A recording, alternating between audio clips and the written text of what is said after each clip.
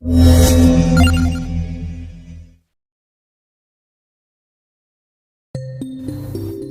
assalamualaikum warahmatullahi wabarakatuh. Apa kabar kawan-kawanku semua dimanapun kalian berada? Semoga kalian baik-baik saja dan selalu diberikan kesehatan dan kebahagiaan dunia dan akhirat ya. Kembali lagi bersama Kang Sepele di Sepele Channel. Oke, pada kesempatan kali ini Kang Sepele akan membahas mengenai perbedaan dinamo dari kipas angin dan dinamo dari blender ataupun mixer.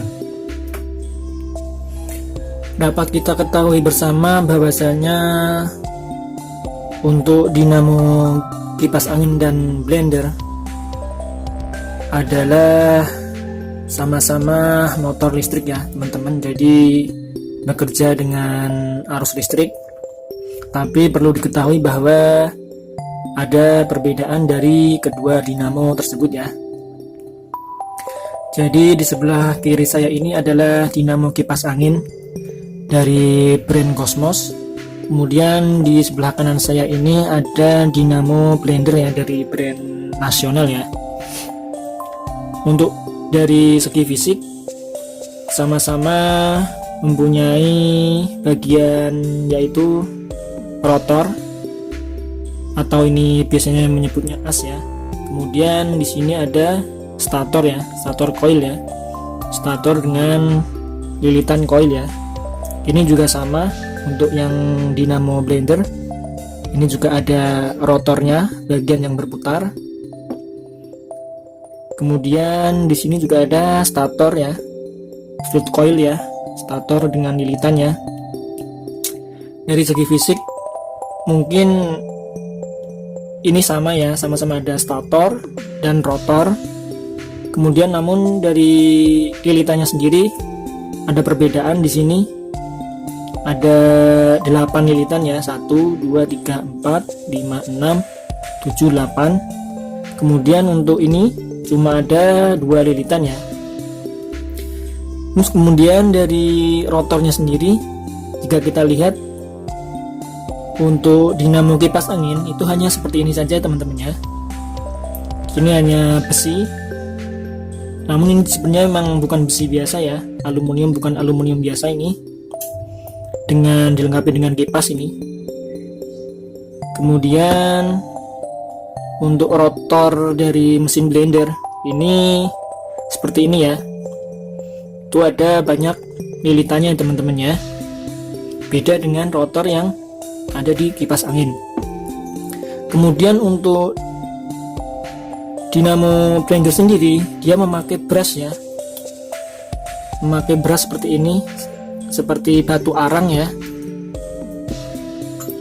Ini fungsinya untuk menyalurkan ya, menyalurkan arus dari sini, dari field coil melewati brush, disalurkan ke armatur atau ke rotornya ini untuk menimbulkan kemagnetan yang ada di rotor coil ya.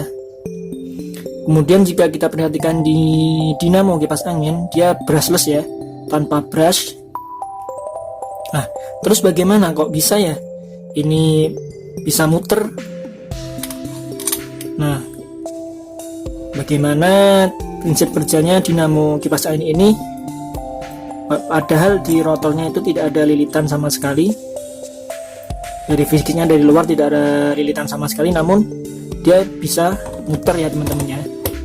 Kalau kita bahas mengenai dinamo blender ini kan, di sini ada lilitan, sama-sama timbul kemagnetan, makanya mereka keduanya saling tolak menolak ya, timbul kemagnetan.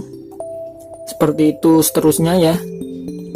Makanya dinamonya ini bisa muter ya teman-teman ya. Mungkin secara pemahaman kasarnya seperti itu yang bisa saya sampaikan ya teman-teman ya.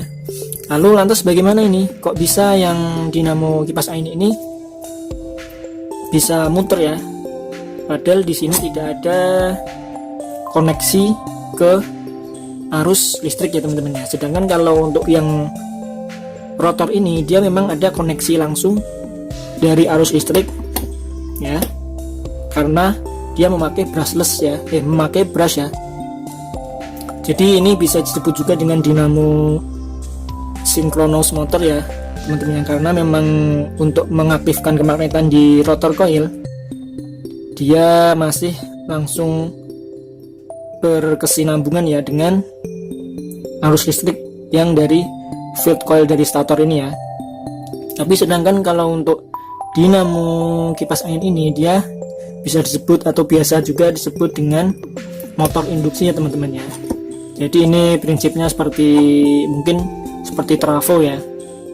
Jadi kemagnetan yang timbul, yang terjadi di stator coil ini akan menginduksi coil yang ada di dalam aluminium ini ya. Ini sebenarnya bukan besi biasa ya teman-teman ya. Jadi di dalam aluminium ini itu ada lilitan inti besinya juga ya. Jadi ini kemagnetan yang timbul di stator coil ini akan menginduksi lilitan yang ada di dalam aluminium ini ya. Jadi misalkan di sisi ini itu adalah timbul kutub utara, maka di sini juga timbul kutub utara ya. Seperti itu ya. Untuk semuanya begitu. Jadi di sini misalkan utara, di sini utara, makanya akan saling tolak menolak ya. Dan seperti itu seterusnya sehingga dinamo ini dapat berputar ya teman-teman ya. Mungkin pemahaman secara kasarnya seperti itu untuk memahami awalnya saja. Mungkin jika kalian ingin mendalami lebih rinci lagi, kalian bisa buka-buka lagi ya, atau kalian googling di internet. Mungkin banyak artikel-artikel yang membahas tentang motor listrik ya teman-teman ya. Jadi mungkin itu saja ya teman-teman, informasi yang dapat saya berikan. Mudah-mudahan dapat diambil manfaatnya. Karena saya hanyalah manusia biasa yang banyak kekurangan, mohon dimaklumi dan mohon dimaafkan yang sebesar-besarnya jika ada kesalahan dalam menyampaikan ini ya. Saya akhiri video ini ya teman-teman. Assalamualaikum warahmatullahi wabarakatuh.